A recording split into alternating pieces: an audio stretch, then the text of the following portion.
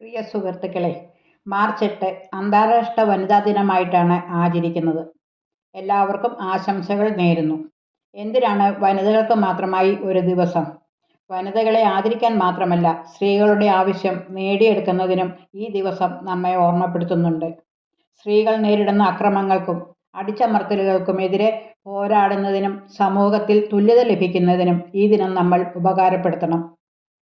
വിദ്യാഭ്യാസ നിലവാരത്തിലും സാമ്പത്തിക കാര്യത്തിലും സ്ത്രീകൾ ഒരുപാട് മുന്നോട്ട് വന്നെങ്കിലും അവർ സ്വന്തം വീട്ടിൽ പോലും സുരക്ഷിതരല്ല എന്നതാണ് സത്യം. സ്ത്രീ അമ്മയാണ്, ഭാര്യയാണ്, സഹോദരിയാണ് എന്ന് പറയുന്നവർ ഒന്നുകൂടി ഓർക്കണം. സ്വാതന്ത്ര്യം ആഗ്രഹിക്കുന്ന ഒരു മനസ്സ് അവർക്കുമുണ്ടെന്ന്. 4 ചുവരുകൾക്കുള്ളിൽ ഒതുങ്ങേണ്ടതല്ല സ്ത്രീകളുടെ ജീവിതം. പഴയകാലം പോലെ ഇപ്പോഴത്തെ തലമുറയെ കാണരുത്. അവർ വളർന്നു വരുന്ന സാഹചര്യം മാറി. അത് മനസ്സിലാക്കാനുള്ള കഴിവ് അവർ വന്നു കയറുന്ന വീട്ടിലുള്ളവർക്ക് ഉണ്ടാകണം.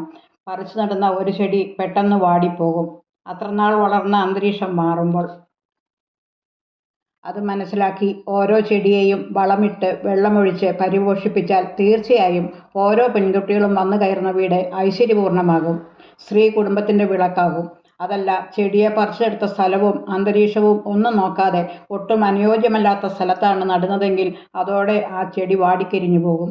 ഇത് തന്നെയാണ് ഇന്ന് ഓരോ വീടുകളിലും സംഭവിക്കുന്നത്. പറിച്ചു നടുമ്പോൾ തന്നെ വാടാതെ സൂക്ഷിച്ചാൽ എല്ലാവർക്കും നല്ലത് തന്നെ. എല്ലാവർക്കും ഒരിക്കൽ കൂടി വനിതാ ദിനം ആശംസകൾ.